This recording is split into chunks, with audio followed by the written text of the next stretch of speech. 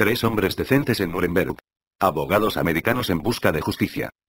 Por John Ware. Los juicios de Nuremberg y los posteriores se organizaron para fines políticos y de venganza en lugar de dispensar justicia imparcial. Este artículo discutirá los esfuerzos de tres abogados estadounidenses para exponer y corregir la injusticia de estos juicios. Charles F. Wennerstrom, el juez de la Corte Suprema de Iowa, Charles F. Wennerstrom, quien actuó como juez presidente en el juicio de Nuremberg de los generales alemanes, renunció a su nombramiento con disgusto en los procedimientos. En una entrevista con el Chicago Tribune, criticó el manejo unilateral de la evidencia en los juicios. Dijo que la selección de la evidencia en los juicios fue hecha por la Fiscalía, del gran tonelaje de registros capturados en Alemania.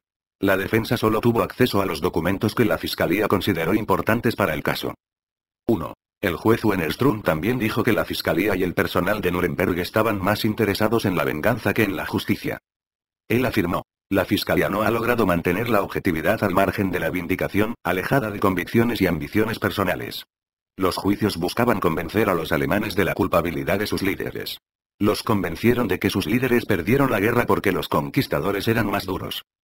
2. Wennerstrom declaró: toda la atmósfera es malsana. Se emplearon abogados, funcionarios, intérpretes e investigadores que se convirtieron en estadounidenses solo en los últimos años, cuyos antecedentes estaban incrustados en los odios y prejuicios de Europa. Si yo hubiera sabido hace 7 meses lo que sé hoy, nunca habría venido aquí. Los altos ideales anunciados como los motivos para la creación de estos tribunales no han sido evidentes. La falta de apelación en los casos de Nuremberg dejó a Wennerstrom con un sentimiento de que la justicia se ha negado. 3. Edward L. Van Roden. El juez de Pensilvania Edward L. Van Roden y el juez Gordon Simpson de la Corte Suprema de Texas fueron miembros de una comisión de 3 hombres para investigar la tortura y el abuso de los acusados alemanes en los juicios por crímenes de guerra dirigidos por Estados Unidos. Su informe, conocido como Comisión Simpson, examinó las 139 sentencias de muerte contra los alemanes que en ese momento no habían sido ejecutadas. Los casos contra los 139 condenados se dividieron en 3 grupos: los alemanes acusados de participar en crímenes en los campos de concentración de Dachau, en el asesinato de aviadores estadounidenses o en el incidente de Malmedy. Van Roden declaró en un artículo en la revista The Progressive que se sorprendió de los métodos utilizados para obtener confesiones de los acusados alemanes. Las declaraciones admitidas como prueba se obtuvieron de hombres que habían sido mantenidos en régimen de aislamiento durante 3, 4 y 5 meses. Estaban confinados entre 4 paredes, sin ventanas y ninguna oportunidad de ejercicio. 2 comidas al día eran entregadas a través de una ranura en la puerta. No se les permitió hablar con nadie. No tuvieron comunicación con sus familias ni con ningún ministro o sacerdote durante ese tiempo. Este confinamiento solitario demostró ser suficiente en sí mismo en algunos casos para persuadir a los alemanes a firmar declaraciones preparadas. Estas declaraciones no solo involucraban al firmante, sino que a menudo involucrarían a otros acusados. Nuestros investigadores pondrían una capucha negra sobre la cabeza del acusado y luego le darían un puñetazo en la cara con una manguera de goma. Muchos de los acusados alemanes habían perdido sus dientes. Algunos tenían sus mandíbulas rotas. Todos menos 2 de los alemanes, en los 139 casos que investigamos, habían sido pateados en los testículos. Este fue el procedimiento operativo estándar utilizado por los investigadores estadounidenses. 4. Van Roden declaró que los prisioneros alemanes que todavía se negaban a firmar declaraciones falsas se enfrentaban a un trato más impropio. A veces, un prisionero que se negaba a firmar lo llevaban a una habitación poco iluminada, donde un grupo de investigadores civiles, vestidos con uniformes del ejército de los Estados Unidos, estaban sentados alrededor de una mesa negra con un crucifijo en el centro y 2 candelas encendidas. Ahora tendrán su juicio americano, se le decía al acusado. El tribunal de ficción aprobaba una sentencia de muerte. Entonces se le dijo al acusado: en pocos días será colgado, tan pronto como el general apruebe esta sentencia, pero mientras tanto firme esta confesión y podemos conseguir que sea absuelto. Algunos todavía no firmaron. Nos sorprendió el crucifijo utilizado tan burlonamente. 5. Van Roden concluyó: a menos que estos crímenes cometidos por estadounidenses sean expuestos por nosotros en casa, el prestigio de América y la justicia americana sufrirá un daño permanente e irreparable. 6. Willis M. Everett, Jr. El abogado estadounidense Willis M. Everett, Jr. fue asignado para defender a los 74 acusados alemanes acusados del incidente de Malmedy. El juicio tuvo lugar del 16 de mayo al 16 de julio de 1946, ante un tribunal militar de altos oficiales estadounidenses que operaban bajo las reglas establecidas por el Tribunal Militar Internacional de Nuremberg. 7.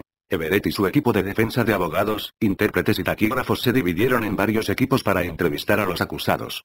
Everett escribió a su familia acerca de la experiencia. Varios acusados dijeron hoy que pensaron que ya habían tenido un juicio. Un coronel se sentó en un estrado y el abogado de la defensa acometió el proceso diciéndole que lo iban a ahorcar el día siguiente, así que podía escribir una confesión y quitarle algo de culpa a sus compañeros, ya que de todos modos sería ahorcado. Otro tipo de corte tenía cortinas negras. Un teniente coronel se sentaba como juez en una mesa cubierta de negro que tenía una cruz blanca en ella y la única luz era de 2 velas en cada extremo. Fue juzgado y eran traídos testigos y condenado a muerte, pero tendría que escribir con su propia mano una confesión completa. Luego, se le aplicaban palizas, colgamientos, encapuchamientos tratando de que escribieran su confesión. Ninguno de ellos la escribió, pero cada uno afirmó que la fiscalía dictó sus declaraciones y dijeron que no hacía ninguna diferencia, ya que morirían al día siguiente. Y así sucesivamente con cada uno de los acusados. La historia de cada uno debe tener alguna verdad porque han estado en confinamiento solitario. Jochen Peiper, el acusado principal en el juicio de Malmedy, causó una impresión extremadamente favorable en Everett.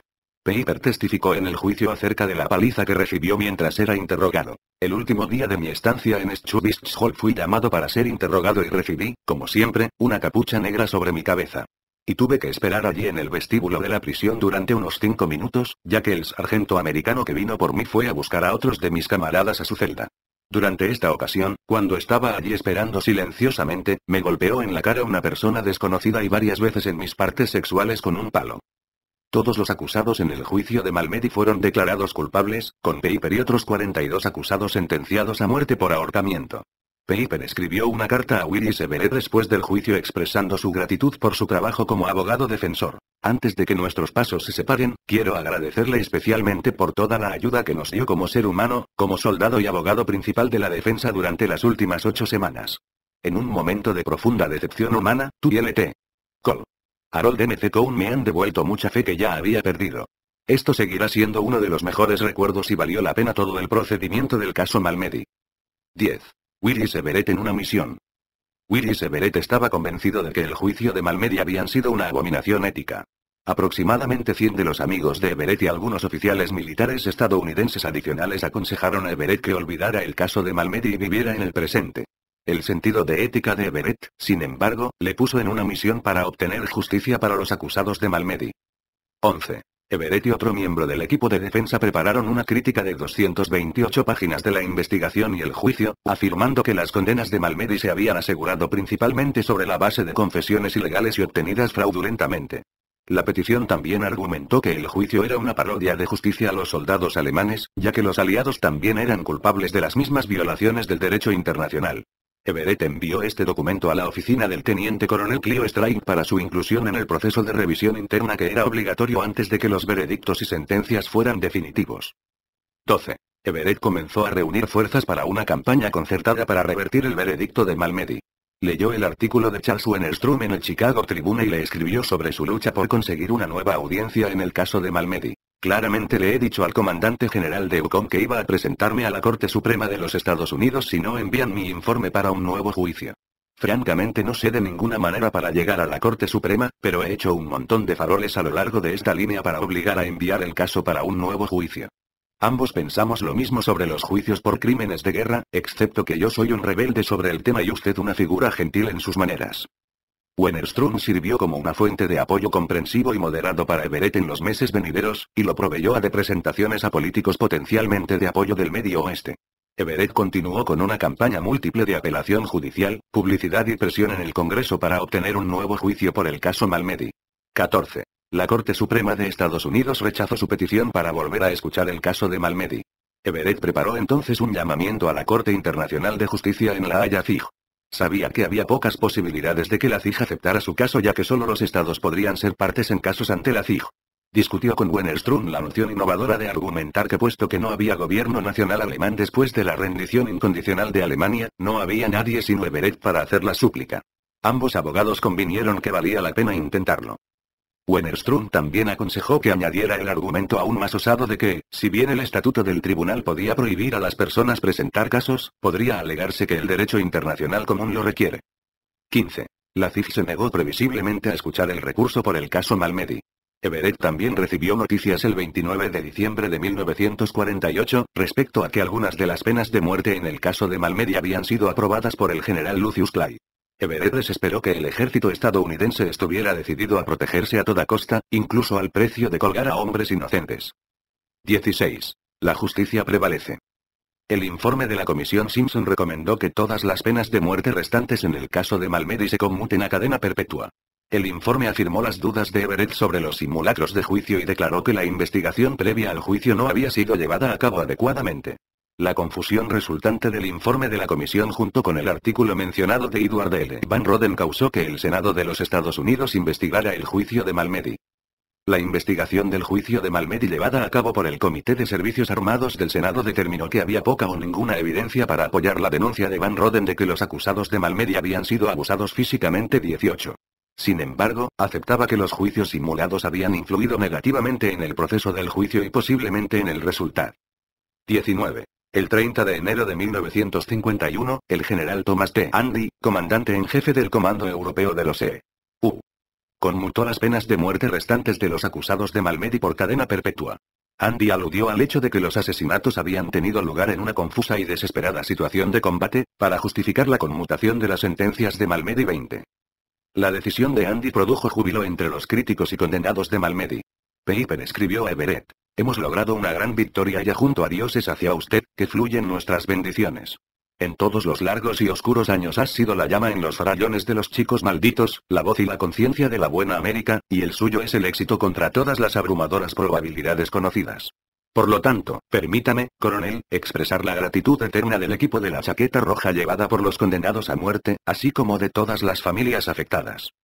Los acusados de Malmedy fueron gradualmente liberados de la prisión por cortesía de la Junta de Revisión Anual y las tensiones resultantes de la Guerra Fría con la Unión Soviética. Hohenpeiper fue el último acusado de Malmedy en salir de la cárcel, recibiendo su liberación el 22 de diciembre de 1956. 22. Sacrificio de abogados americanos. La eventual liberación de los acusados de Malmedy requirió de gran valor y sacrificio personal por parte de los abogados estadounidenses. El general Telford Taylor, abogado jefe de los crímenes de guerra en Nuremberg, criticó públicamente al juez Charles Wennerstrom por haber hecho declaraciones subversivas de los intereses y la política de los Estados Unidos. En una carta abierta a Wennerstrom, el general Taylor dijo que Wennerstrom había hecho un ataque deliberado, malicioso y totalmente infundado contra los juicios. La carta de Taylor a Wennerstrom concluye diciendo: si de hecho sostuvo las opiniones que se citan como expresadas, fue culpable de mala conducta grave al continuar actuando en el caso. 23. Edward L. Van Roden le dijo a Everett que también pagó un precio por su participación en el caso de Malmedy. Fuerte evidencia circunstancial indica que Van Roden fue puesto en la lista negra por la oficina del juez defensor general y se le negó el servicio activo en las reservas del ejército, con efectos adversos en sus perspectivas de jubilación. Willis Everett también hizo un enorme sacrificio personal y financiero para liberar a los acusados de Malmedy. El estrés físico y emocional del proceso de apelación causó que sufriera una disminución de su salud y por lo menos un ataque al corazón. Everett estimó que los gastos de su propio bolsillo ascendían a $50.000, a los que hay que añadir los ingresos perdidos por su negligencia en su práctica legal. El cónsul de Alemania Occidental en Atlanta más tarde presentó a Everett un cheque por $5.000 como un gesto de agradecimiento por sus inagotables esfuerzos en favor de los acusados de Malmedy. Para los abogados estadounidenses Charles Wennerstrom, Edward L. Van Roden y Willis Everett, un antiguo sentido de la justicia superaba con creces los sacrificios personales que hicieron en los juicios por crímenes de guerra dirigidos por Estados Unidos. Ellos actuaron basados en un imperativo ético y un sentido de valores morales que fue muy apreciado por muchos alemanes. Hohenpeiper escribió a Willis Everett: usted ha sido el mejor embajador de Estados Unidos en Alemania, poniendo un ejemplo que fue respetado y reconocido mucho más allá de los acusados del caso Malmedy. 26.